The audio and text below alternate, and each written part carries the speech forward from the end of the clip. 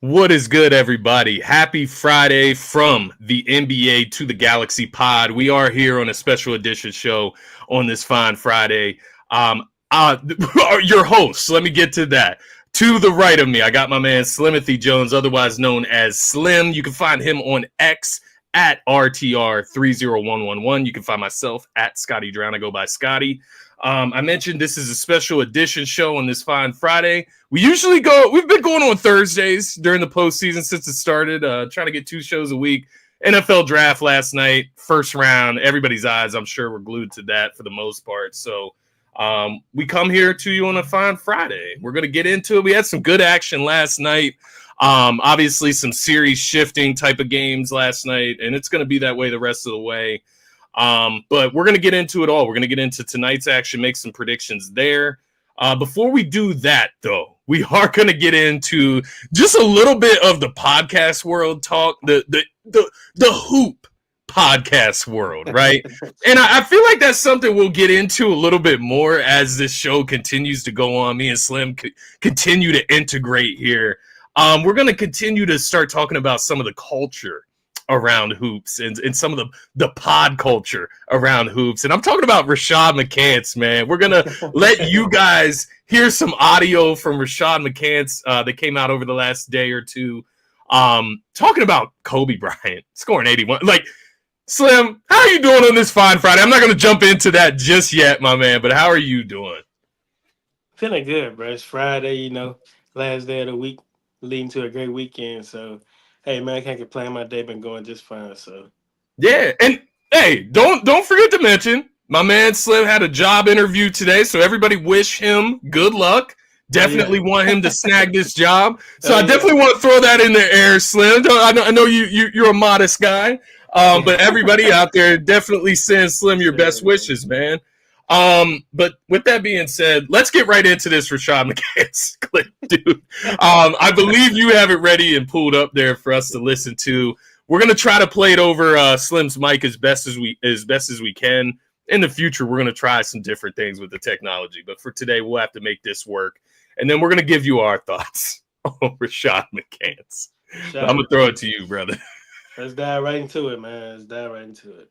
Here we go. Bro, I know this game to the T.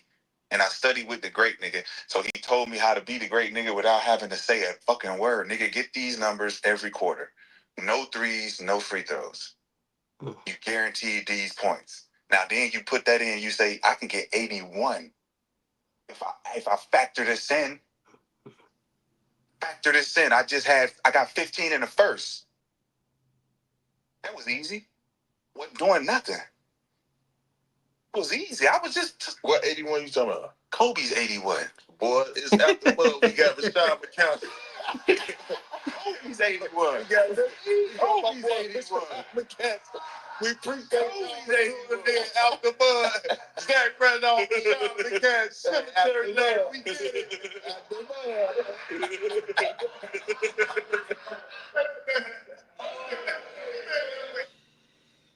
Yeah, that's that, bro. Man. Rashad McCants, man. What a guy. What a guy. I'll let you go first, Slim. I'm gonna let you go first. What are your thoughts? Let's start here. Rashad McCants, he's scoring 81 in the NBA, man.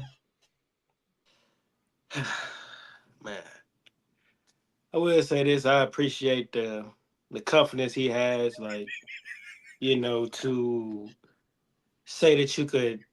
And you know what's, even more kind of crazy about the whole situation, that he actually believes that. You know that, right? He believes it. Yeah. He really does. He's not just saying that for the pod. Yeah, he's not just saying that, but he's dumb enough to believe it.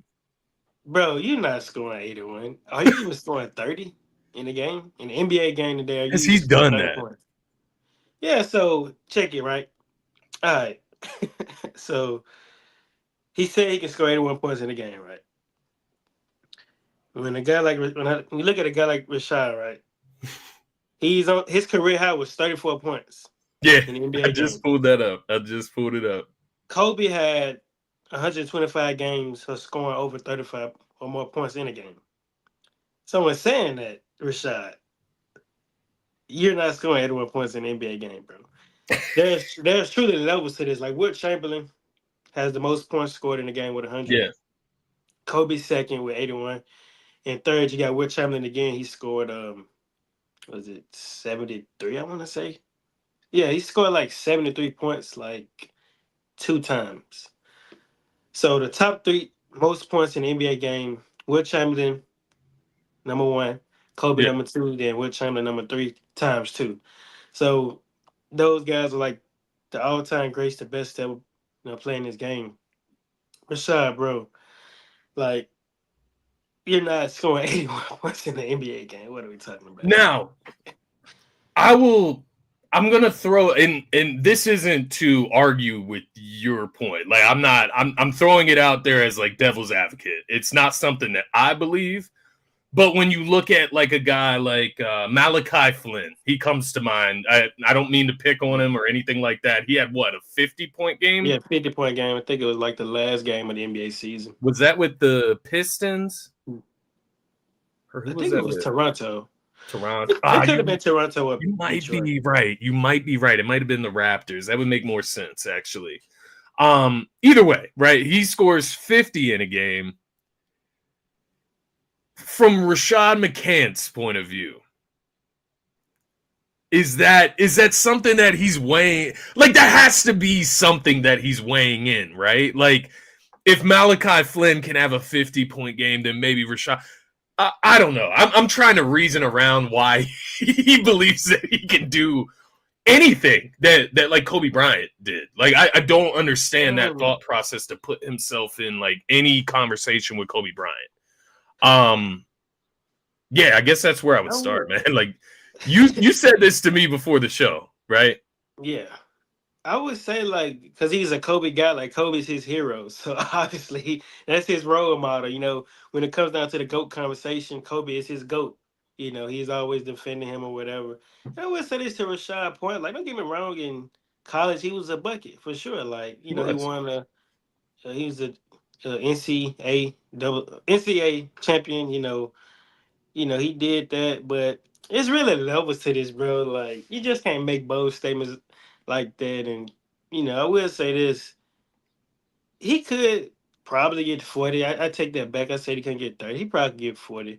But I just don't see a guy like him being mentioned with those greats like a Kobe and a Wilt. Yeah. In that conversation with guys like that. Like, I don't really just see that happening for real. Like, I guess to the point of Malachi Flynn, with the right volume, just I don't want to say any NBA player can score 40 or 30 plus, but with the right volume, if you're getting 25 shots in a game, right? Like, how else is Malachi Flynn getting to 50 points? Like, he obviously was on a team that was beat up, the star players aren't there, and he gets to be that guy for one night. That could happen for McCants, right? Like, that could happen. But last game of the season, guys really don't care. But like 81, bro, like I watched Embiid. What did he score against the Spurs last season? Or maybe it was the season before. Was it like 70? It was like 60 or 70 points. 60, probably 60 for sure. The high 60s, because you said Wilt had 73 or something like that. 2 times. And Luka had 70. Luka had 70 last year. Doesn't so, Embiid, I don't know if he had 70, but for some reason 72 comes to mind with Embiid, but I could be wrong. Let me just check. Does Embiid have a 70-point game? And the reason I bring it up is because I got to watch the game in person. Like, not in person. I didn't watch it in the arena, but like watch it live. And 70 points, 60 points, right? Yes, he has a 70-point game. Last year in January against it's 70 on the dot against the Spurs last year. And the reason I bring that up is because when you watch somebody score 70 points, 50 points, 60 points, 70 points, bro, they're taking, like, that is a special performance. You know what I mean? Like, that they're taking so many shots in that game. Like, I watched Embiid score on like 10 back-to-back trips down the court. You know what I mean? So I can't imagine Rashad McCants doing that. I just can't imagine him doing that. Like, even in a meaningless regular season pickup game, I just can't see that, bro. So, no. Bro, like, hell no. nah. McCants. Yeah. Literally, he can't. McCants. Like, it says in his name, McCants. Like, yeah, like, nah, but it's not also, happening. bro, like, it's just a testament to how the league has just transformed. Like, I'm gonna be honest, like, when Devin Yeah. Booker had that game when he scored, like, what it was, 70 against the Celtics that year. Did he have 72? Yeah, that was a while back. And I'm gonna be honest, bro, like, I didn't think that anybody would probably get close to touching Kobe record. But I was a fool. Like, you fast forward to Donovan Mitchell. You know, when his first year with Cleveland, he scored like 70 points. Yeah. Then, you know, you're seeing Luka, your boy Joel. You know, you're seeing all these guys, you know, getting closer and closer to 81. Yeah. You know, it's just kind of a testament to how the league just transformed over to like more offensive orientated. To that point, Rashad McCants can't score 81, but there are guys in this league that could score 81. There definitely are. When I look at a guy like Rashad, bro, like his game, how many times is he getting to the free throw line? Maybe 4, maybe 5. Right. That's a great because point. that matters. That's a great point. Joel Embiid probably shot like what 20 free throws that night. SGA free throws. Yeah, like Luka probably shot 20, maybe more to score 70 that night. So, but to answer the question, because this is going on TikTok, heck no, this dude is scoring 81 points in the ball game. What are we talking about here? But shout out to Tony Allen, Zach Randolph, Out the Mud podcast. You know, go subscribe to those guys' YouTube channel. You know, I'm pretty sure them posting that video got them a lot of money, man. So, yeah. And those are some guys that, well, I'm sure you know you're down in that area where Zach Randolph was really, really getting down. But those are two guys from the Grindhouse era, right? Like Tony Allen and Zach Randolph. Like, those are some great guys to hear stories from, hear their expertise on hoops. So yeah, definitely show them some love. Definitely wanted to shout out, not really shout out, but just throw prayers out there for Elijah Arenas. Gilbert Arenas' son obviously was in a car accident this week. Had to be put into induced a coma, something like that. I'm not a medical expert. I'm not going to dive too much into that. But obviously committed to USC. He's one of the budding stars, coming out of high school, and definitely hope he's okay. I know. I saw like Gilbert Arenas had to cancel his pod and stuff yesterday, I believe, or the day before. Yeah, so I seen that he was out of the coma. I seen that today. So that's he did come out today. Yeah, that's a great point. Yeah. All right, man. So we talked about McCants. He can't. We got over that. I can't wait to have these segments from show to show, bro, because the culture is the funniest part of hoops altogether. Just talking about what some of these ball players actually say. But let's talk about some of the action, man. We can start with last night. And I do want to start. It was the Heat. I'm getting my nights confused here again, bro. It was the Heat and the Cavs last night, right? The other night. Last night that was the night before. Yeah, see, I get my nights confused. Yeah. So I'll ask you, where do you want to start? Because I was going to start with the Tyler Hero. Yeah, for sure. Yeah, you want to start there? Let's keep it rolling, man. Okay, bro. So we got the Cleveland Cavaliers up 2-0 on the Miami Heat. Obviously, it's been an expected start to the series, I would say. The number 1 seed Cavs taking care of business at home against the 8 seed Heat. But you had some very interesting comments from Darius Garland first after that game too. Basically, I believe he was asked what has been working for them on offense. And he said, picking on Tyler Hero, basically. Well, Tyler Hero came back. He had some choice words about Darius Garland, basically saying it's funny that a guy that doesn't defend is talking about defense about me. So it was almost, two guys, because Hero's not wrong. Darius Garland isn't some lockdown defender, but Darius Garland's not wrong either, because Hero ain't locking shit down either. They're both right. Yeah, they both right. Yeah. But I saw this funny comment. It's like the homeless man making fun of somebody else for being homeless. You know what I mean? You're in the same boat, so let's just both shut the fuck up. Because I know if I'm going into a series, like I'm looking to pick up Tyler Hero, and Darius Garland. So to your point, they're both right. So, you know. I do want your thoughts on this, bro. What is it going to take for the Heat to be able to win a game in this series? Like, what do you think has to happen for the Heat to come away with just one victory against this number one seed Cavs team?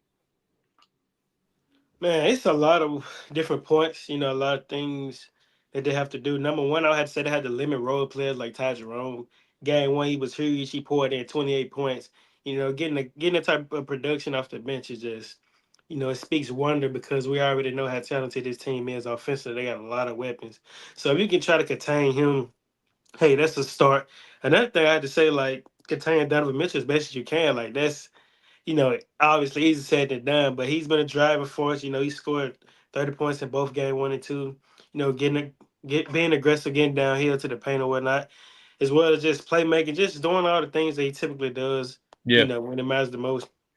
I had to say that, man. See if we can get more production from Bam offensively, man. Like he had Get him 24 points going. in game one, but only 11 in game two, despite 14 rebounds. Obviously it's not going to be easy because he's facing like Evan Mobley, who's just won Defensive Player of the Year Yeah.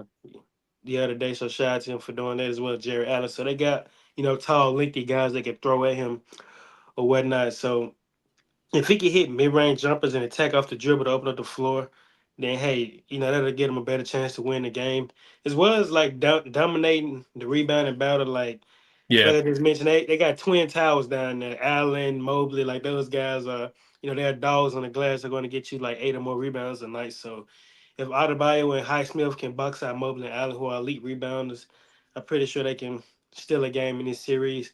As well as just matching those guys' physicality and energy. Like those guys set the tone in game one. Like Hero, he said it in the post game interview, like they were a lot more physical than them, in Yeah. which it was true. And it showed, letting them getting the win, down for loose balls, setting harder strings. And as you always allude to, like the 50-50 plays, winning those types of battles that ultimately translates you to winning games or whatnot. So, yeah, man, they can kind of do all that, man, and sustain the momentum at home and try to get more from Andrew Wiggins, man. Like if Andrew Yeah. can give you like 18 or more a night, being aggressive, rebounding the ball, just being more assertive offensively, then they could probably steal a game in this series. But if they can do all that, then they can for sure win a game, I say.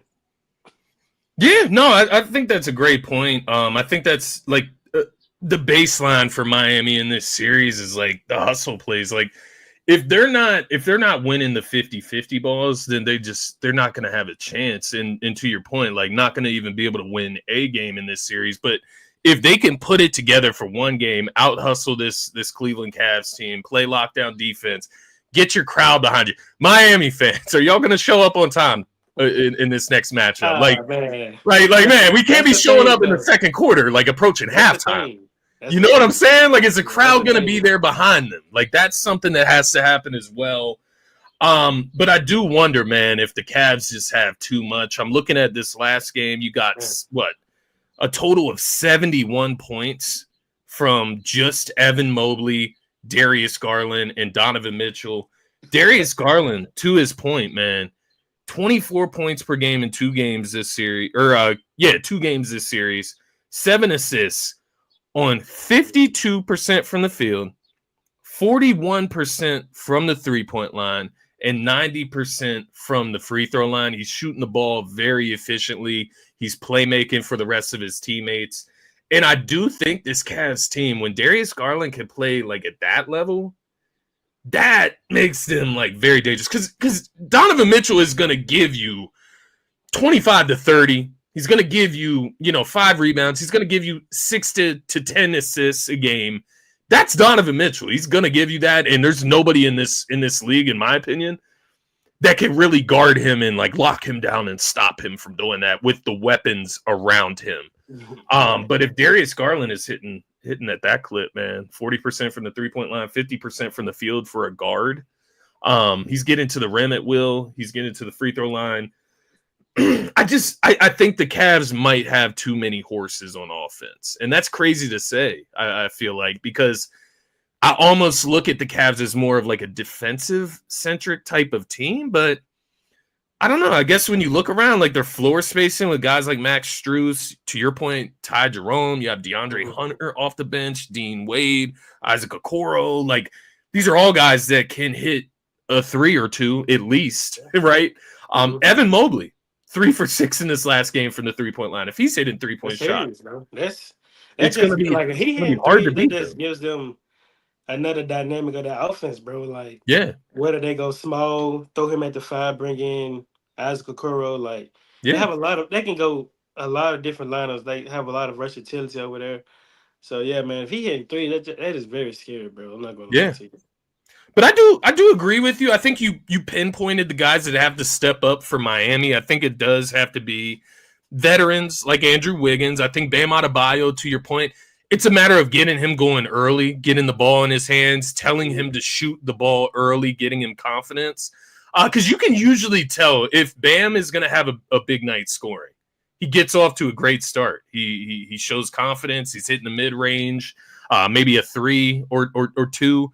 And that's when you really know Bam Adebayo's rolling. Davion Mitchell has given them some good stuff too, man. That's the negative side of things, right? Davion Mitchell's giving them some good minutes. Tyler Hero's shooting the ball well. It's not like he's, playing inefficiently or anything like that. Could get more from Duncan Robinson. You mentioned Jaime Jaquez, excuse me. Just completely erased from their rotation. Just weird.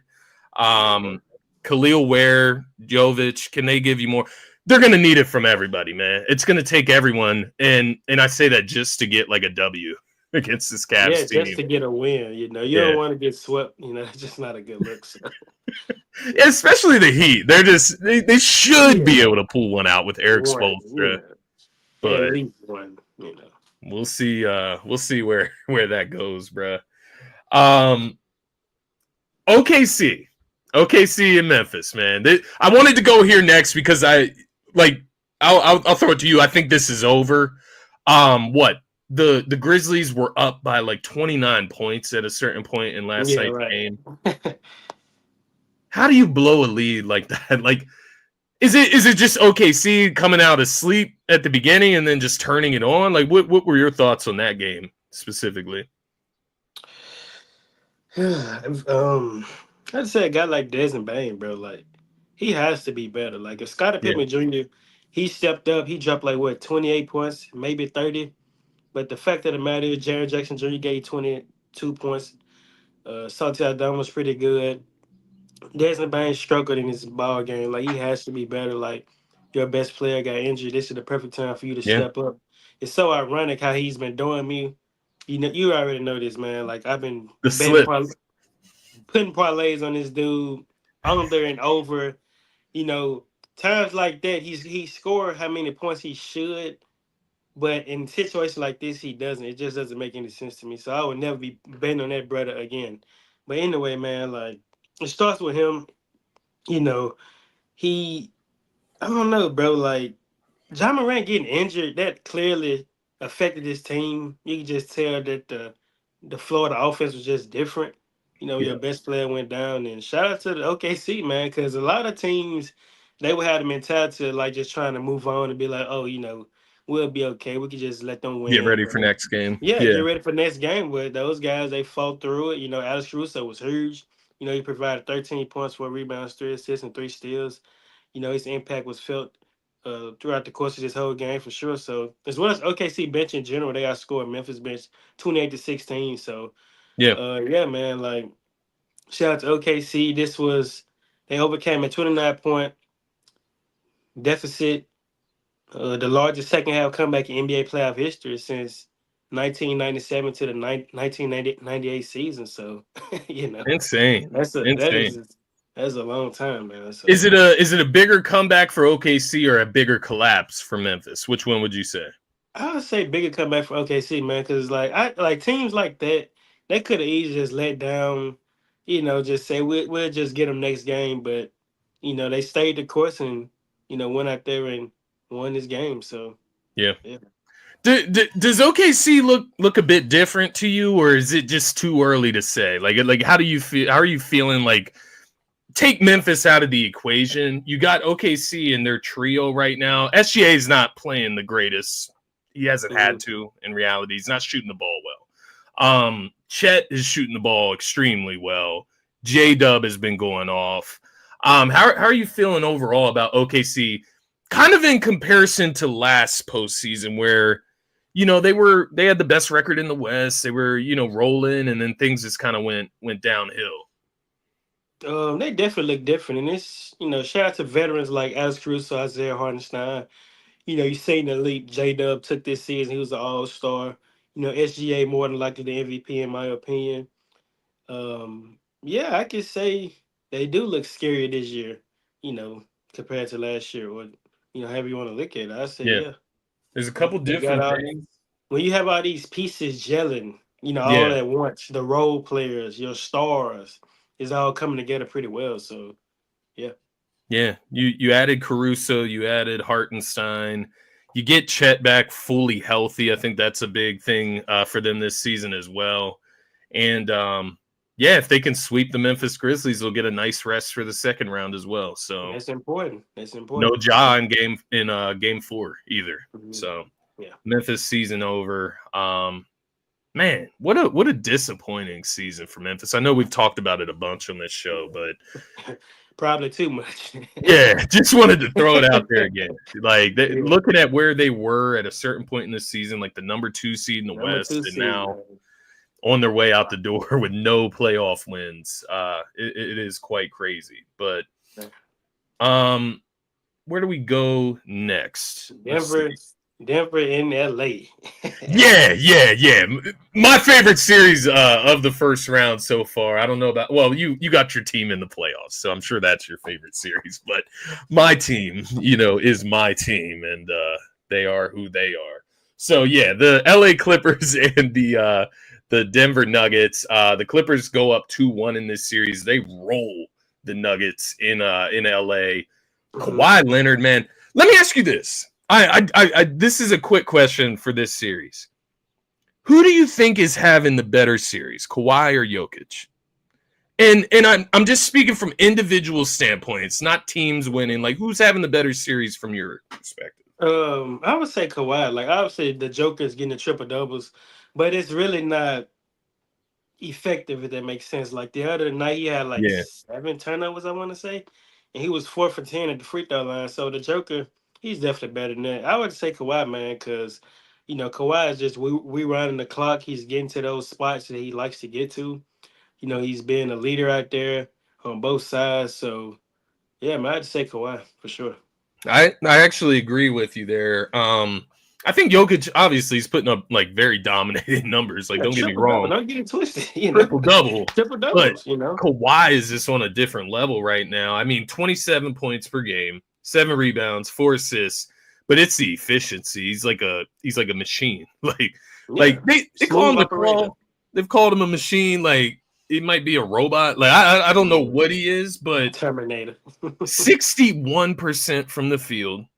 That is ridiculous. 50% from the 3-point line, and 92% from the free throw line. That is crazy. How do you stop Kawhi Leonard if he shoots at that rate? Like, that's wild, man. I'm not gonna lie.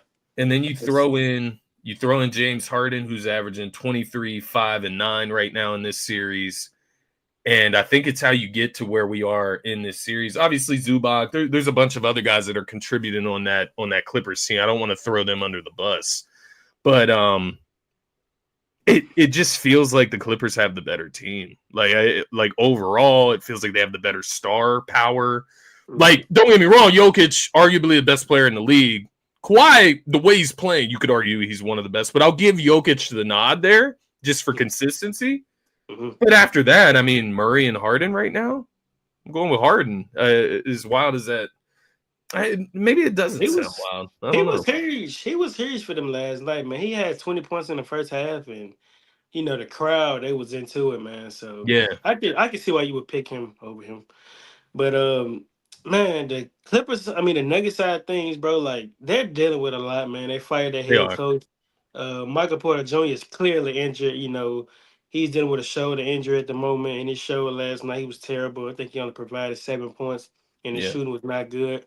Russell Westbrook is dealing with some type of injury, dealing with his foot or something. But Christian to the Brown is Clippers, not a starter. I think yeah, he's this is his first solid. playoff run as a starter. He's not really providing what they need. So from the Clipper side of things, man, last night was a huge win for them. Those guys' intensity on the defensive side of things, their 3-point shooting, the home court energy, like it was all there last night. And Jokic, he remained a force. He still got the triple double. Don't get me wrong, but Denver relies on him was kind of exposed from this, perspective like their role players can keep pace. Yeah. Like I said, MPJ not a good game. Westbrook not so much. Aaron Gordon, he started the night off pretty good. I think he finished with like 13 or 14 points in the first quarter, but he kind of disappeared as the night went on. Ended But with 15. So yeah, so overall, it was just a terrible loss, man. Like they lost by what 20, over 20 what's up points or with something like that. So Russ? Why did he not play in this matchup? yeah, so he's dealing with some type of foot injury, if I'm not mistaken. Okay. Yeah, he's dealing with some type of injury. So Damn, yeah, they got problems across the board. yeah, I seen Jokic kind of expressing his emotions to the assistant coach over there. They was in the huddle. I had seen it. So Expressing, like yelling or what? hmm Yeah, frustrated. yeah. I get it. Because this is they got a similar core to their championship team, And but then also, bro, like all the role players are gone, it's man. go back to the other night, last Sunday when my Warriors played Houston. We held them to what 85 points, I want to say. Mm-hmm. So the Nuggets scored 83 points last night. To score that many points in the modern day era we live in It's wild. is wild. Like they're just a testament to the Clippers defense, So shout out to those guys for And then what? retaining those guys. So yeah, Jokic and yeah, to the Murray. point they won. Jokic and Murray have 46 of the 83. That's more than half of the points. So it just shows a recipe that Yeah, I the think Nuggets can't keep up. Like I think that's the point. Like they're just not going to be able to keep up. Where do you see this series going? Because I had this going 7, but I don't think it's going to go 7 anymore, man. I think the Clippers win Game 4. I think they win in LA again. I think they go up 3-1. I think Denver wins Game 5, and then I think LA gets them out of there in Game 6. Honestly, never know. Maybe they figure something out going into Game 4 to mix up the matchups, right? But yeah. who So on Denver is stopping Kawhi Leonard? Like it's just not happening. You know what I mean? Like it's. I mean, their best shot is Aaron Gordon, but to me, it's really not about stopping a guy like Kawhi. He's a superstar. It's the other guys. Yeah, Yeah. and that really lets you know that Denver is really in trouble. Like Kawhi shot the ball pretty bad last night, and they still won by 20 points or so. So That's fair. He Westbrook shot 7 for 17 last night and still has a 61% field goal percentage in the series in 3 games, and he shot 7 for 17 last night. Yeah, so what did he miss? Like 5 shots in the first 2 games? Like I just, yeah, man, it's crazy. I don't understand. They got to contain. Go ahead. Yeah, Westbrook was held to 3 points last night on 1 of 5 shooting.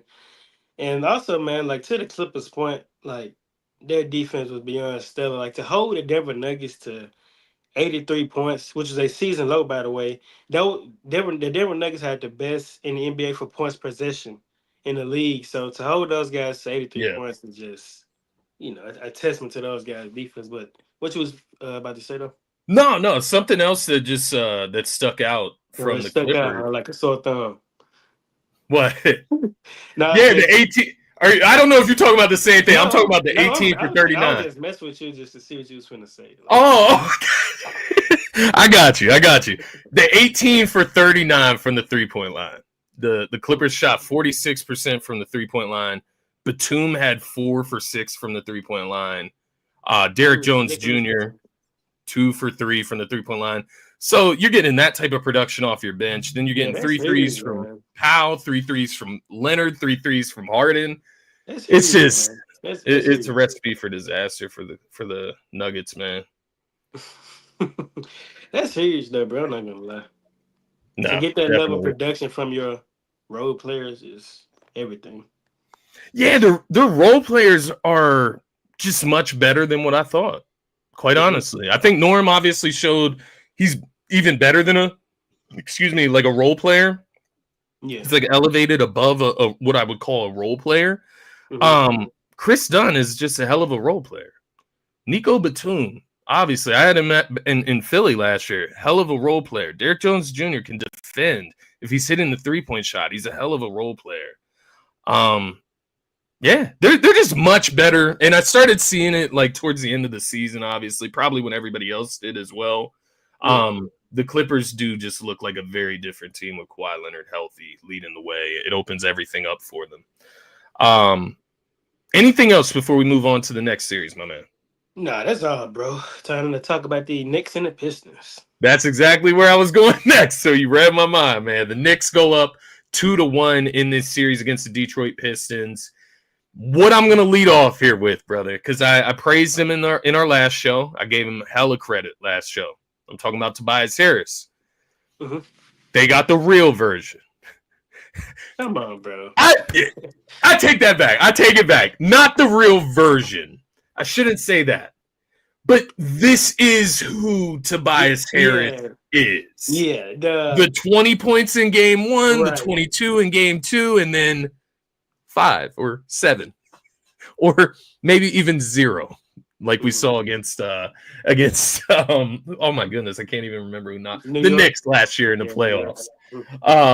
Tobias Harris, man, he comes out and has a stinker in this one. Where are you at with this series? How are you feeling about the Knicks right now? They obviously bounced back from the game 2 loss. But still a decently close game in this one, man. Like they hung in there the whole way. So yeah. What are your thoughts? Lost Where by you at? 2 points, so man, I gotta give Carter Towns, a lot of credit in his win, man. Me and you, we discussed this, but 3 days ago we was talking about how Mikal Bridges shot the ball more than Cat, and I ain't really like that. So Yeah, Cat responded great fast. He dropped 31 points, and also Mikal Bridges, he dropped 20 as well. OG had 20. When you're getting all that production from your role players, outside of Brunson and Cat, that's really huge, bro. We just talked about it with, the Clipper side of things. So to get that level of production from those guys, as well as Josh Hart, doing all the dirty work and things that translate to winning ball games. So, you're getting a level of production from your role players. That's a huge win. But nah, man, Cat, man, he was pretty much doing it all, rebounding, protecting the rim, just being a threat out there. So shout out to him, man, for just going out there and just being aggressive early on, setting the tone for the rest of the game. So he's it's all mental with him. You know what I mean? Like he's got the talent. If he just comes out aggressive, that's really the difference. Like getting into the paint, it'll get you in rhythm from the 3-point line. You can start to move out from the paint, as you get more comfortable in the game. Like it all starts with aggression for Karl Anthony Towns. And I think you saw that last night. And then when he's aggressive, it opens up everything for everybody else. Like you said, OG gets 20 in this one. Mikal gets 20 in this one on good shooting. Man. That is huge. The thing for Detroit that I'm seeing right now, man, is this was a hell of an opportunity. I know they lost. I know the other, Cat had a great game. Brunson continues to score the rock. You had Tim Hardaway Jr. go 7 for 12 from the 3-point line in this one. And then off the bench, Dennis Schroeder went 4 for 6 from the 3-point line.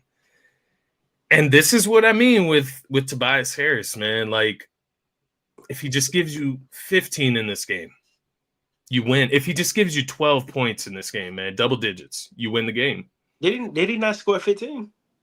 No, he scored 5.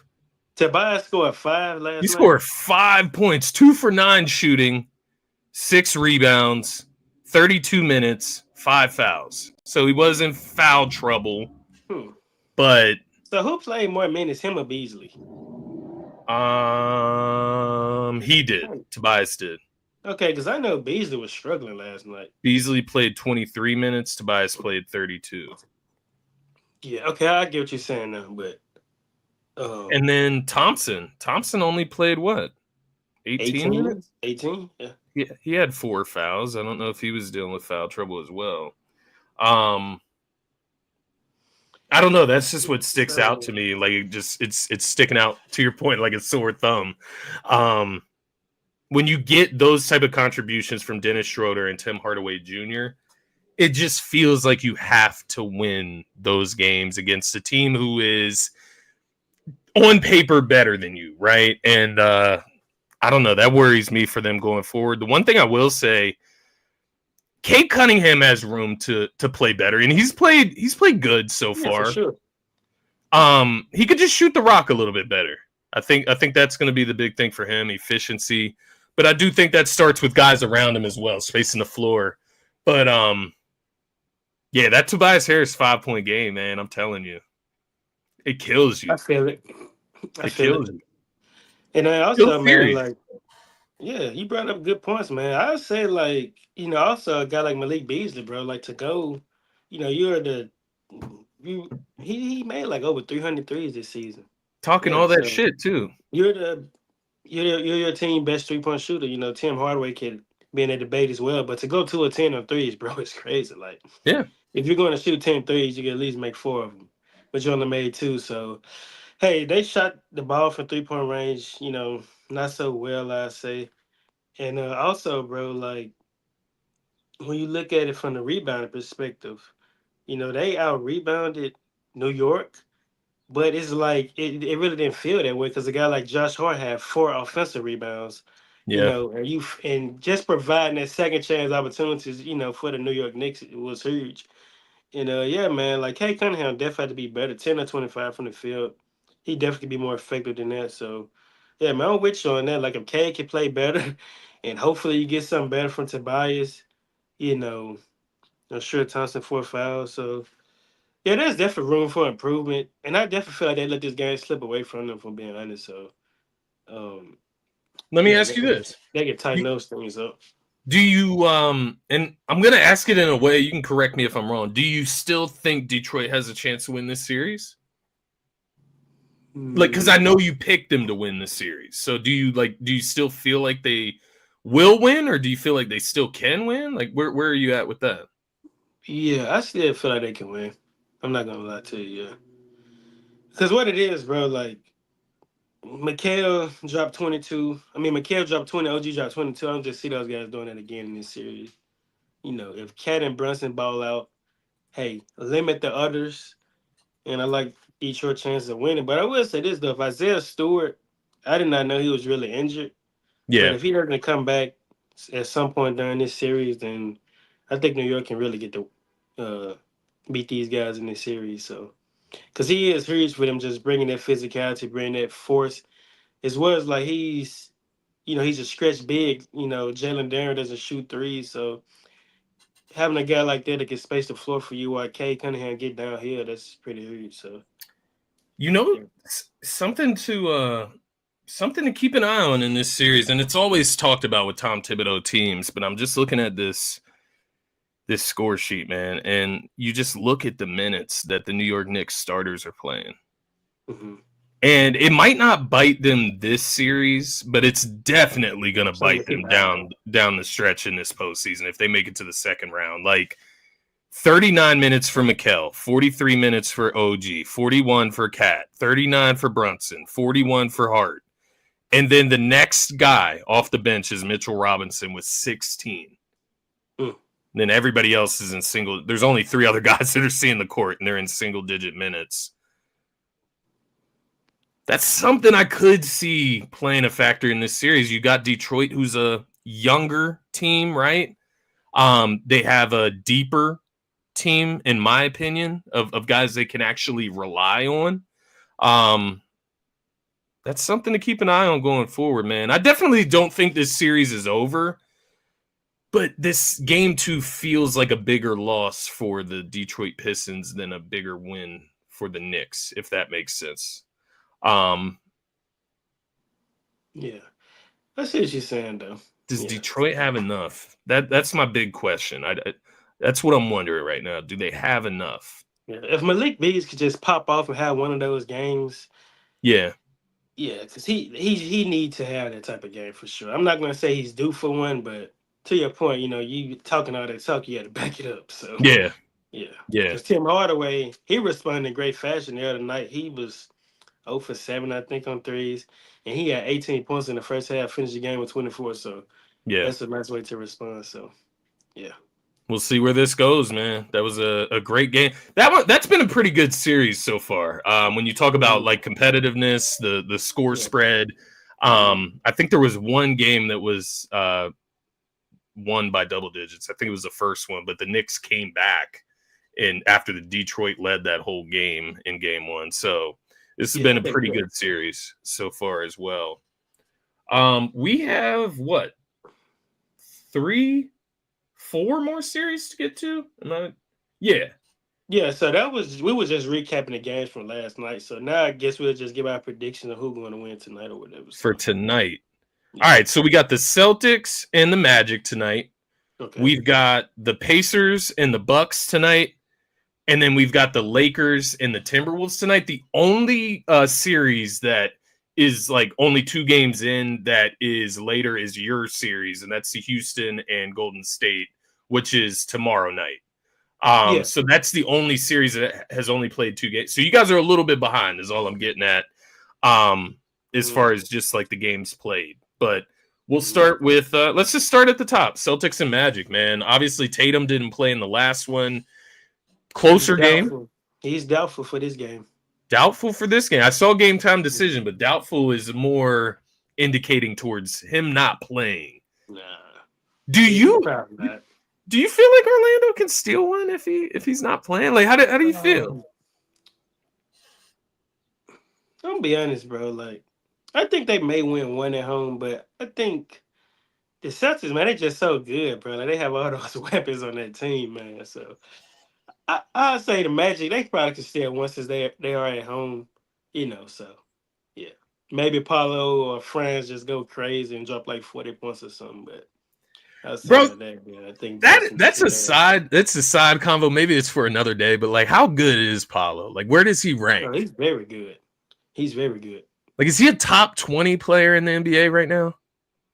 Top 20? I don't want to get too ahead of myself. Is that crazy? He gets power forwards in this league. Top 5 power forward in this league. KD, Giannis, Paulo, Zion. Am I missing anybody? Damn, that's why I say it's Kawhi 4 and LeBron 4. Right. The 3 and the 4 is hard to figure out these days, stuff, bro. Like, man, yeah, when you put it like that, like I'm definitely taking Paulo over Zion, just the injuries, right? Kawhi, LeBron, KD. Giannis. It's tough because they're older. Like Giannis, I'm obviously taking over Paulo. I'm gonna take Kawhi, but like for how long? You know what I mean? Like that's the other side. Crazy.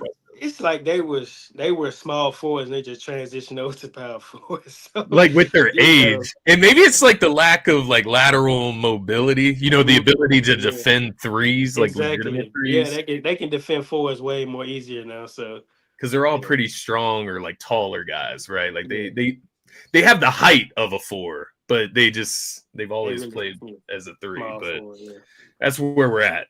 It's hard to say with Paulo because he has these moments like this series where he is just completely dominating, but had I don't want to say an up and down season. He's just kind of beat up this year. So it is hard to say with him, but he's performing at a very high level right now.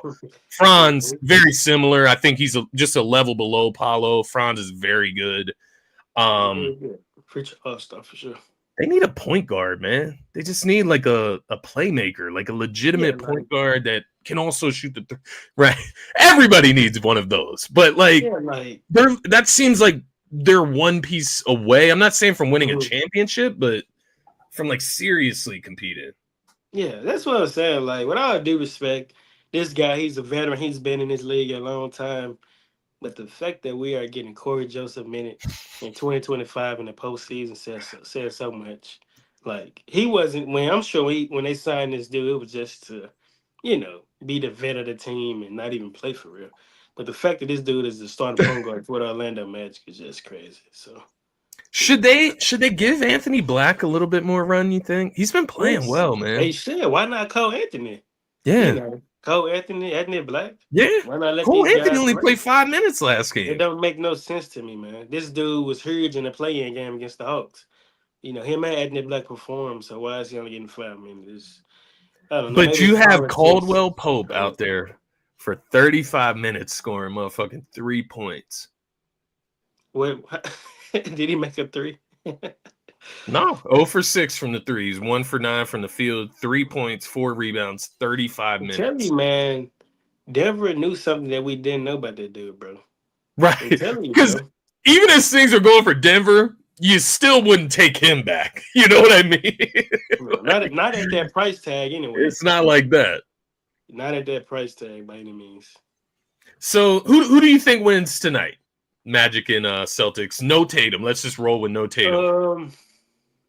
I'm gonna go Boston, man. I think Boston gets it done. Just set that tone to go and get this over with, man. Yeah, I actually agree with you because I think this is just like it's like a test for Boston. And I say that because I think they like got bored this season, if that makes sense. Like last postseason, for example, they had the test of like playing without Porzingis. And they passed the test with, A+. Made it all the way to the finals. Made it all the way. All the way. And I feel like they're just being extra cautious with Jason Tatum right now. And it's smart. It's very smart. Is. It's very smart. Like, they have the right pieces to beat this team, so. Yeah, I do agree. I did see that Jaylen Brown and Drew Holiday were also game time decisions tonight. I don't know how accurate that was, though. Wow. Let me just check it again. Wow, Let me see. That's the case, then, man. That is huge. Yeah, it says Jaylen Brown, game time decision. Brown is questionable for Friday's game 3 against the Magic due to a right knee posterior impingement. And that was 6 hours ago, so he's questionable.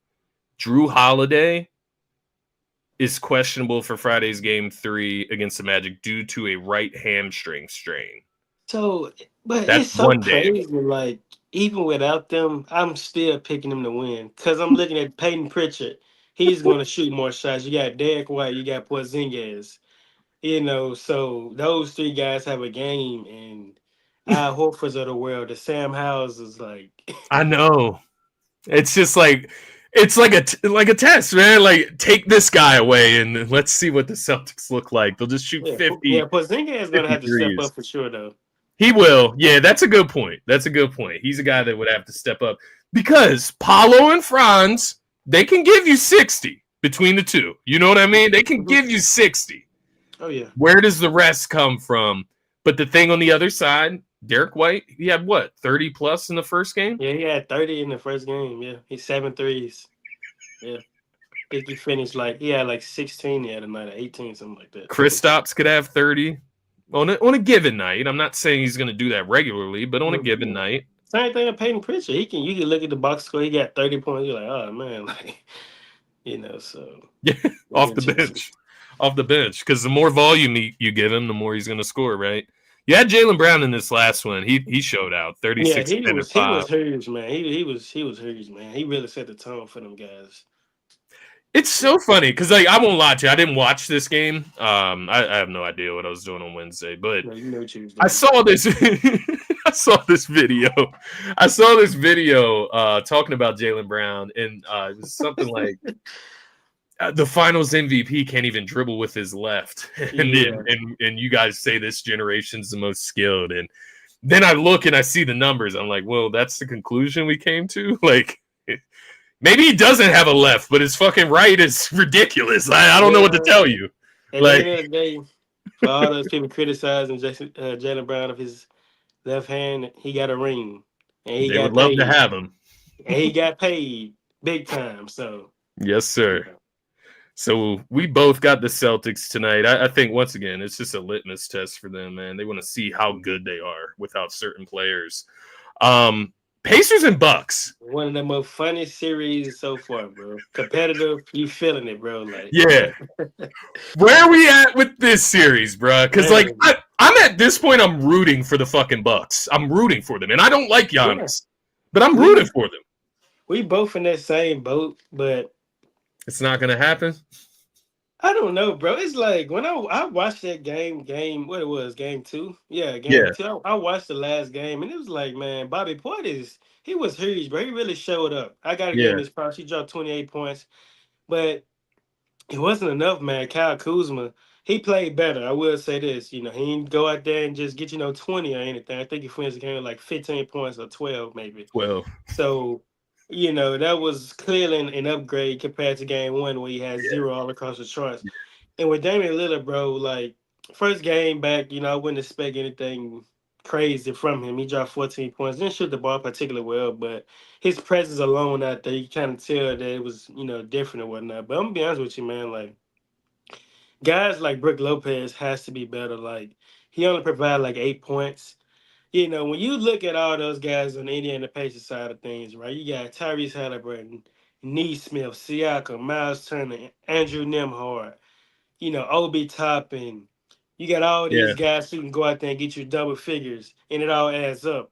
When you look at the Milwaukee Bucks side of things, outside of Giannis and Bobby that game, Kyle Kuzma, Dame, like it ain't really adding up. So a guy like Brook Lopez has to step up and rise to that occasion. Even a guy like Gary Trent Jr., you yeah, guys have to provide more offense, So that's the thing with Indiana. Like it's so crazy. It's literally in their name, the Pacers. Can you keep it with the Pacer things? Because they like to, push the tempo and get out in fast, get out in transition and things of that nature. So the Bucks, man, they gotta step it up offensively for sure. yeah. And that is actually a great point you brought up. The pace that the Pacers play with, and it took me to a thought place, right? Of the Bucks are just not built to keep up the pace with this Pacers team, right? They would have to defend, they would have to slow this game down, and they just aren't capable of doing that with like Damian Lillard out there. Like I'm not trying to diss Damian Lillard.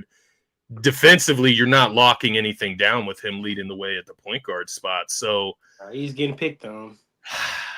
And even mm, like Brook Lopez, obviously one of the best shot blockers to ever play this game. yeah, But he's slow, up in yeah, age. He ain't really just keeping up with Miles Turner like that in transition. So, yeah. the pacing Pacers. That's what they Yeah, would call it. that's a Yeah. great point, bro. That's a great point. Um, Even looking at like you mentioned Kuzma, it's not just that Kuzma is playing like so bad, or he's a little bit better in game two, but still just not the level that you. I don't know. I guess I overrated Kuzma a lot. Yeah, Like that's what I was about to say. he could get like I looked at him like he can give you 15 a game. Like he should be able to do that, but he's averaging 6 points per game, 1.5 rebounds per. Like you can't get me 2 rebounds a game, dog. On 33% from the field, 0% from the 3-point line. He hasn't made a 3-point. That is. And then 50% from the free throw line. But then you go to the other power forward on the other team, Pascal Siakam is having a career playoff series. He's averaging what, 20, 25, 9, and 2 steals per game. So 9 rebounds, 2 steals, 25 points, 58% from the field, 50% from the 3-point line, 100% from the free throw line. Spicy P, man. Spicy P. To your point with Kyle Kuzma, bro, it's honestly disturbing. Like, if you're a Bucks fan, you have to be so deep into your head right now. Like, bro, we traded Chris Middleton, the guy that led us to the championship. But to the Bucks' point, bro, like Chris Middleton market was just not good, and it's like you're going to either run it back with Chris Middleton in the playoffs or just trade the dude for a guy. Who would you rather have? That's a good question. I feel like all that said, I would rather have Chris Middleton. But who's to say who's to say Chris Middleton would even play better than Kyle Kuzma at this point of his career? Would he even be healthy? Right. That's what I'm saying. So, it's fair. I think Kyle Kuzma was the right trade to make. I've alluded to that. I've said that publicly. It was worth the risk. Yeah, it was worth something. I mean, you clearly couldn't just go past the trade deadline and not make no type of trade. So I think it was the right move to make. It's just a matchup, man. Like guys like Pascal Siakam. And to your point, Tyrese Halliburton was talking a lot of talk in game one, but he backed it up in game two. Did? he had a game. So He did. he did that, man. He had a good game. So You got to respect it. You got to respect yeah. it. And anybody that's going to back up their talk, I'm going to respect that. It just always seemed like he was talking with the lead, but that's fine. Also, like it's the Pacers can sometimes be a scary team. You want to know why I say that, bro? Like there is moments of games where you would think like, man, you know, final 4 minutes of the game, we're going to run the offense through Pascal Siakam or Tyrese Halliburton. But no, it's guys like Andrew Nembhard that they're closing the game with. They're running the Benedict offense third. through him. Yeah. Yeah, Benedict. Exactly. I forgot all about him. Benedict Mathurin, like guys like that. That's Even they're Obi running the offense Toppin. through. So Even yeah. Obi Toppin has found like this great role with the Pacers. He only had 7 points last game, 3 for 4 shooting. That's crazy. I forgot about Benedict Mathurin, bro. I'm not gonna lie. They didn't have him last year. They didn't have him in the postseason. So that is a difference. The thing with the Pacers, man, the thing with them this whole season is that Halliburton did not play like Halliburton from last season. So if he can give you 20 points, a few threes, and 10 plus assists per game, they're going to be dangerous. That's what they were last year. Yeah. Yeah, so to your point, you had a guy like Benedict in that, he give you 15 or more, and you got Pascal Siakam playing on his mind. Like, that's a scary sight, bro. I'm not going to lie to you. So who wins tonight? I think Milwaukee, they respond in great fashion. I think they win the first game of the series. Yeah. I hate to agree with I have it written down here, so I'm not agreeing with you on purpose. Yeah, whatever. But yeah, I do think this is like a it's a backs against the wall game. Like if they can't win this game, then they're gonna get swept. Over. Yeah, it's clearly over. And Giannis, I would predict that this would be his last game as a Milwaukee Buck. If they get swept. Yeah, if they get swept. Yeah, if they get swept. So I think he will, look to move on. So I feel that, man. I feel that. Yeah, if Halliburton can continue to play at this rate, Siakam play at this rate, they're going to be a dangerous team come later in the postseason. We'll see how it goes tonight. Maybe Milwaukee can bounce back. That'll change the whole narrative of the series if they win tonight, right? So yeah, it would. Yeah, it would. We'll see how it goes, man. Last game for tonight, Lakers and T-Wolves. This series has been weird is the way I would put it. Like just between the first two games, LeBron hasn't had like a LeBron game, but Luka's had his games. Where are you at with these two teams? Julius Randle is actually efficient. Yeah, he was pretty good last game. He was bringing that physicality. He's not shooting the ball too much. Like this is a different Julius Randle. He's being a vet, he's, taking his time and going out there and providing what's needed to be out there. So, but no, man, like I talked about this in game one. Like I've said, like you seen the type of game Nas Reed had in game one, right? Yeah. And McDaniels. Yeah. We both were discussing was it sustainable or whatever. And I was like, I don't know, man, because we've seen guys have these type of games and they don't really have that type of performance anymore during the series. So what did Nas Reed finish the game with in game two? Do you know? Or he was in foul trouble. Yeah, he did kept fouling. He was. What was that, Tuesday night? Well, actually, all those guys were. Even McDaniels was in foul trouble as well. So yeah, you're right. Dante, Nas, McDaniels, and Julius Randle all in foul trouble. I fell asleep during this game, but they were just calling hella fouls in this game, bro. Like both ways. It was just a slow ass game. Yeah, but anyway, so McDaniels finished the game with 8 points. Nas Reed 9 points. So that's clearly a huge downgrade from game one. So Conley was 0. I don't even honestly know how Mike is even getting minutes, if I'm being honest. Like, yeah, I know he the vet of the team, but I would go with Dante over him. Heck, even Nikhil Alexander Walker to that point. But no, man, I'd say like Luka, bro. Like he was killing in the first quarter. Like he had like 16 or something like that in the first quarter. And I just knew it was going to be his type of night. So, Luka kind of set the tone there. Also, I would say this, bro. Like, man, you discussed it. Like, it's not even no hating stuff when it comes down to a guy like Rudy Gobert. You know what I'm saying? But man, you discussed it numerous of times. Like, is it a pride thing with him or the Timberwolves organization? Because, bro, Luka is clearly looking to hunt this dude every possession. Why are you guys not, trapping him, or basically why are you just leaving this man on the island when you know the result is more Blows than my likely going to mind. be Luka going to score the ball? Like, why are we not making any type of adjustments? So I don't get that. That's something they have to figure out. But if they're going to keep allowing Rudy Gobert to be on the island with Luka, then good luck. So Yeah, no, I agree. That's a great point as well because I swear in the first half of that game too, he got that matchup like 5 times in a row yeah, in the second yeah. quarter. Like No help, no help, no help. no help. And he just gets to the foul line. He's gonna foul him. Like he's gonna drive the lane or he'll hit a step back three. I did want to ask you because Lucas had a pretty solid series. He's shooting efficiently. Ant or Luka, man? And I know that it may sound crazy. Like who would you want your team to be built around? Ant, my boy, man. He my boy for sure. I gotta go Luka though. The reason I say it is because Luka is like your all around, does it all type of player, and he's more easier to build around, in my opinion, than Ant. Yeah. Yeah, it's weird. It's weird. It's a weird like matchup, I guess, because like my mind goes to Ant. It's like the defensive side of things, and you hear I can see Nico Harrison in the back of my head, like defense wins championships.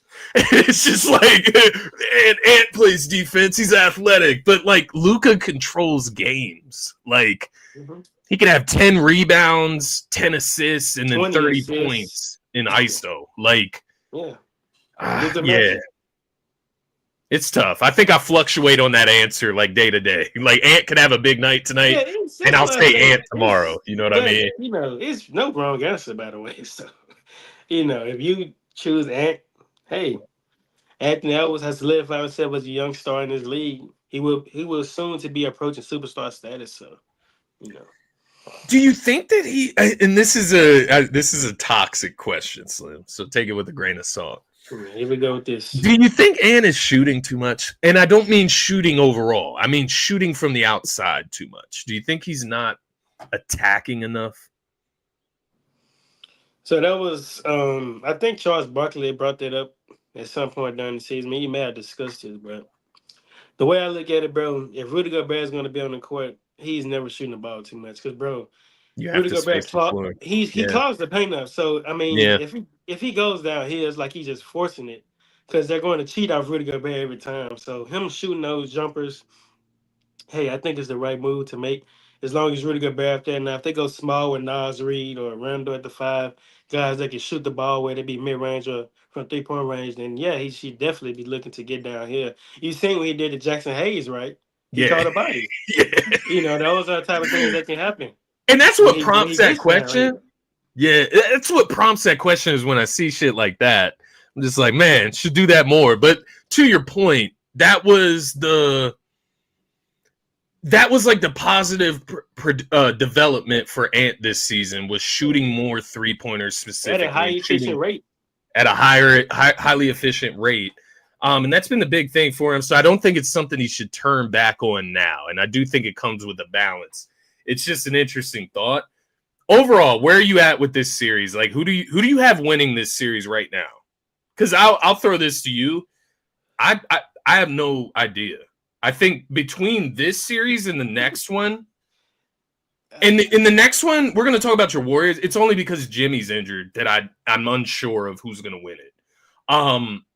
I have no idea who's going to win this series between the Lakers and the T-Wolves. Like, it just feels like a weird-ass matchup. I mean, I've told you this, before you start, I had no answer. I really don't know. Yeah. I'm not even kidding, bro. Like, I have no idea. Don't know who's going to win. Does Bron show up tonight? Does Game 3 Bron show up tonight? Like, oh, so we get so there's a nickname for LeBron now, Game 3. Is that actually a thing? I'm just going off D-Rav's stats he sent us earlier. That dude, man. Anyway, does he show up? I don't know, man. Like, it's. Does he have to with Luka? I'll tell you this, bro. Rudy Gobert out there in the court and Luka out there, man. Luka's gonna have a field day, bro. Like, but like, Hey man, I don't know who's gonna win this series. To answer your original question, but Who's gonna I'm win not sure. tonight? I think the Lakers win tonight. I think the Interesting. Lakers. In I Minnesota. think, yeah, I think they take game 3. I'm not gonna lie So to you, bro. let's just go back and forth, right? Yeah, They'll that win type this of one. stuff. Yeah, Yeah, I feel it. I feel yeah. it. And also, you gotta Um, watch yourself too, bro. We agreeing too much. I told you about that, I bro. know, I know. Yeah. I'm not even gonna pick a winner tonight. I have no idea. That's what I'm gonna roll with. Just You so know I you don't want to pick agree the with Lakers, you, bro. I'm You just know gonna you say want to I pick have the no Lakers, idea. bro. You want to pick the Lakers, bro. Do it for your boy D Rab. You know, actually, you know I'm what? gonna pick against them for my boy D-Rap. I'm going with the T-Wolves. Chill How out, about that? bro. Chill out, bro. We all Big Ant game. Big Ant game. Yeah, chill out, bro. Like, let's go. Houston and Golden State, bro. This one we probably should have spent a little bit more time on, quite honestly. nah, I it's think good, bro. the It's Jimmy good. injury really slipped my mind. But what first before we get into feelings on the series, like where is Jimmy at from what you've heard? Like where is he at as far as injury concerns? Like I see he's a game time decision tonight or tomorrow night. Is that real? Yeah. So, the MRI came back. It wasn't nothing too Nothing bad, I would broken. say. Yeah, it wasn't nothing broken. So that's pretty good.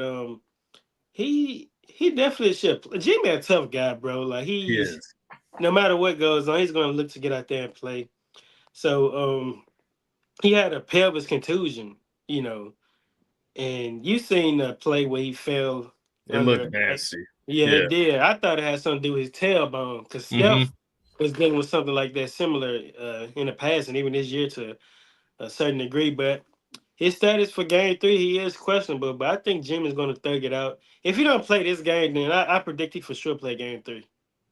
Yeah, and that's the good thing. If he's a game time decision for this one, he should be able to go. Well, tomorrow's game 3, but game 4 I think is what be Monday or Tuesday or Yeah, something. no, for sure Monday. Yeah, for sure Monday. Um, yeah, so that is good news nonetheless. I wasn't sure like where he was. The last I had seen was like major concerns about his pelvic area or whatever, the contusion.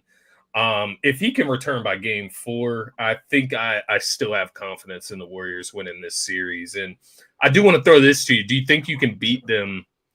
Not in a series without Jimmy, but do you think you could just take one game from them One without game. Jimmy? I think so, man. Because you got guys like Fred Van Vliet, man, who's saying things to Draymond like, "You better hope Jimmy come back." And it's like, bro, like clearly we know we're an elite team with Jimmy. You don't gotta like point it in our face like, "Oh, you guys gonna lose without Talking Jimmy." shit. Like, yeah, Yeah, like just talking, just talking that talk. yeah. But be careful when you poke the bear, at Steph Curry, because he's the petty king. He keeps all the receipts, bro. I'm telling you, Mm-hmm. you don't want to pick with a guy like that. But Steph's playing at a high level right now too. yeah, he's gonna have to. So, Yeah. but to answer your question, man, if a guy like Kaminga, bro, and I have high hopes for this dude, if he can give us, if not 20, close to 20 points, bro, I think that we can beat the Houston Rockets, in another game. So yeah, man, if a guy like Buddy steps up as well, just providing his 3-point shooting or whatever, then I think we can steal a game, man. I'm loving the physicality, man. I'm not gonna lie to you. Like the way these guys are, bumping and banging each other, down low, guys are flopping all over the place. I love it. But just my guy Steph, bro, I can't express this enough, bro. When it comes down to this dude being a superstar, I swear to you, I'm not just saying this because he's my favorite player of all time. This man has the worst whistle in NBA history to be labeled a superstar, and I promise you, it's not even close, dog. Like it's really not. Yeah, I've seen a lot of complaints, and I know I've trolled you a good bit over the last couple of days, Oh, you was so I ain't trolling, gonna do huh? it on here. You was trolling. Oh, I thought you was Yeah, serious. I thought you absolutely, was serious, though. I thought you absolutely. was. So you weren't serious, bro. When you sent me that message, you weren't serious. Which one? Which one? You were saying something about the Warriors fan crying or something. But hold up, I was though. trolling. I was trolling with that one, But and I did say something on Twitter too today. I said, "Man, Warriors fans need to stop crying." But I'm being funny because y'all have rings in the last like 5 to 10 years. Like, get over it. Like, but that is yeah, I trolling at the understand. end of the day. That's Yeah, trolling. I Um, understand. Yeah. the only thing I wasn't trolling on was I did think Draymond gave a shove to Thompson in the back. I did think that he did that. But I do think Thompson sold it. I think he sold it very like oversold it in a sense. Aside from that, yeah, I was trolling, bro. Like, we've talked about Steph before. Like, we've talked about Steph. Do I think the Warriors don't get calls? I don't think it's like that, but I do think Steph, there's just something Steph. about him. Like, I don't know what it is that they don't like calling fouls for this guy, but Jimmy can get to the free throw line with ease. Yeah. Steph, on the other hand, Yeah. what? Like, it's weird. It's crazy. Like, I promise you, dude, like, you can go in the court right now and get a pistol and just beat Steph senseless, and they wouldn't call a foul. I'm telling you this, bro. Like, you on your John Morant shit. they would not call it. Even the announcers admitted that should have been a foul. Like, come on, this man Fred VanVleet is all in this man hip. Like, what are we doing? Like, they're hip checking this dude, bro. Like, come on now. Like, let me ask you this, bro. Let me ask you this. Jalen Green, 38 points in that game 2 matchup. Obviously was hot. Any concerns there that it like that he could continue that, or was that just a one game blip? Like what was that in your opinion? Is there any concerns? I'll say this with Jalen Green, like, I kind of figured he'd respond in great fashion, because I said this, like, he had a lot of criticism. If Şengün's going to be the leading scorer for the Rockets during this series, I'm not losing any sleep. The reason I say this is because, bro, for them to beat us, Jalen Green has to be the one to average 23 or more points per game, not Şengün.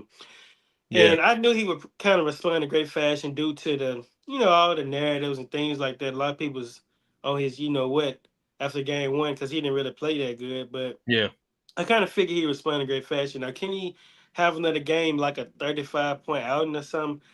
I'm not going to get too ahead of myself, so I'm going to say no. But I do think he can probably. Who's guarding him? Like regularly. Yeah, that's a good question. Is it Gary Payton?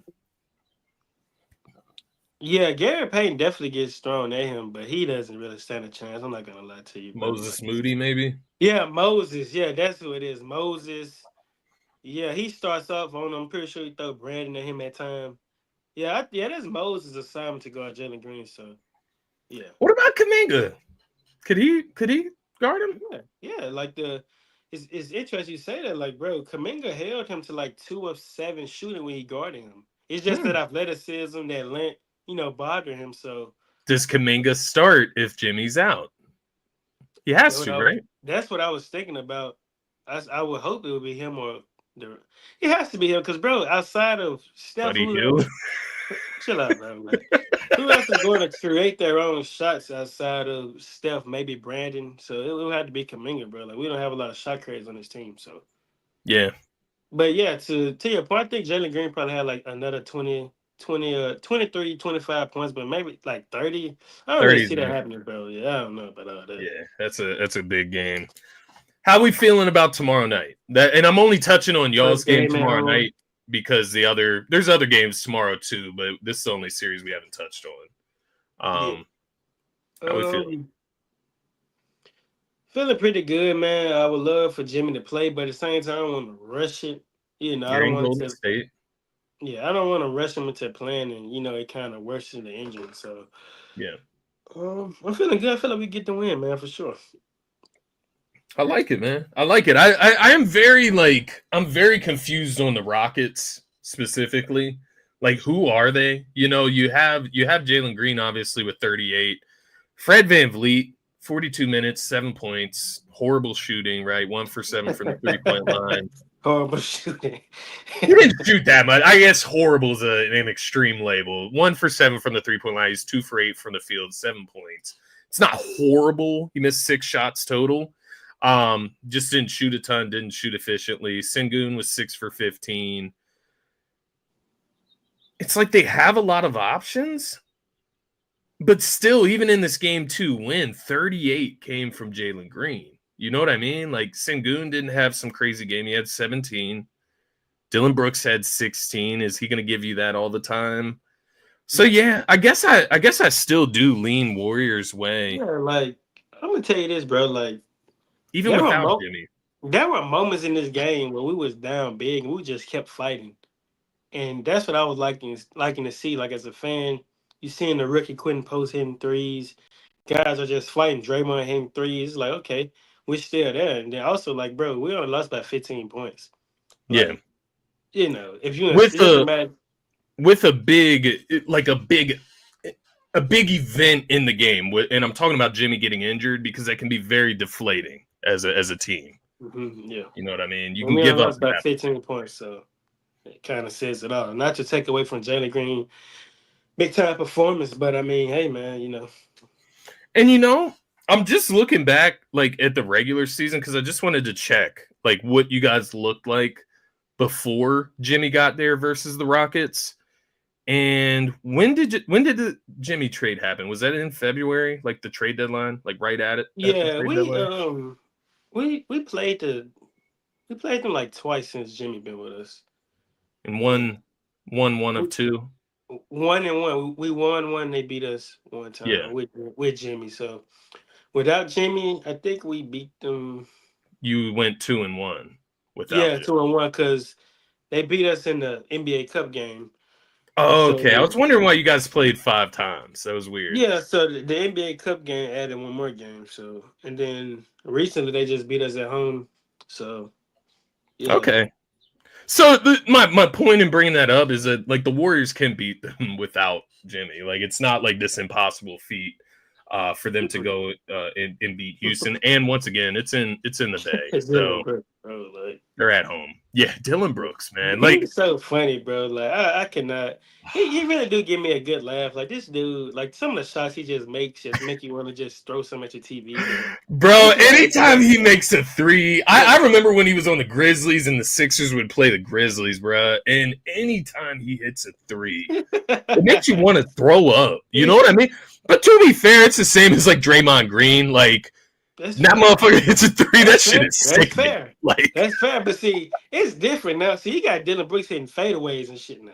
fair, fair. Mid range shots. Draymond be wide open. Yeah, this man making fadeaway contested mid range though with Draymond and Steph, and you know it's like what? Like you been in the lab, huh? Let me find Right. Trying to make himself worth something more than just shit talking. Like, yeah, bruh. I think the Warriors come out with some momentum tomorrow. I do think they get the W. I think Game 4 is where you'll need Jimmy to win. I think you can win one game without Jimmy against Houston, and then get to Game 4, get Jimmy back fully healthy, go from there, bruh. But that's all I got for tonight, man. We've been on here for almost an hour and a half. We thought it was gonna be a quick episode. The McCants shit went for like 20 minutes. yeah, man. Digital Rams said Lakers in 5.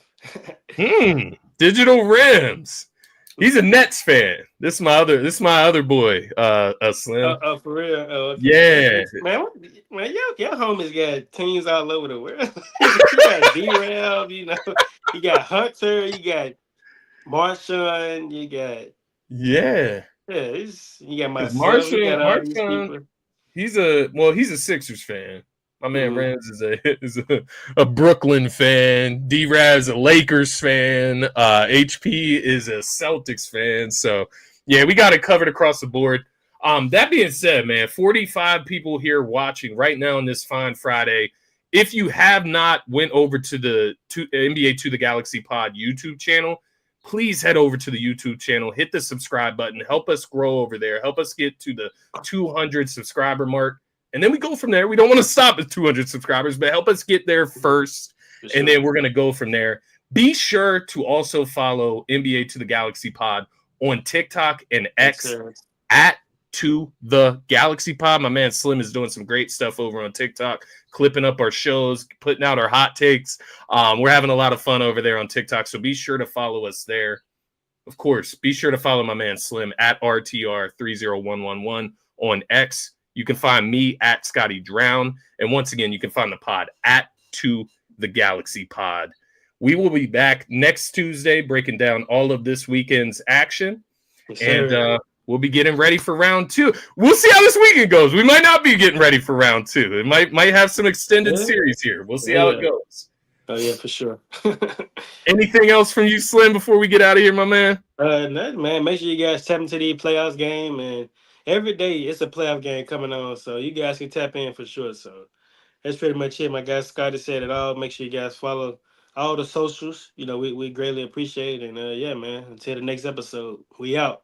Peace. Yes, sir. Appreciate you, Slim. Appreciate all the viewers out there. And like Slim said, this is the best time of the postseason. Please go out there, enjoy, everybody. But we'll see you next time. Peace.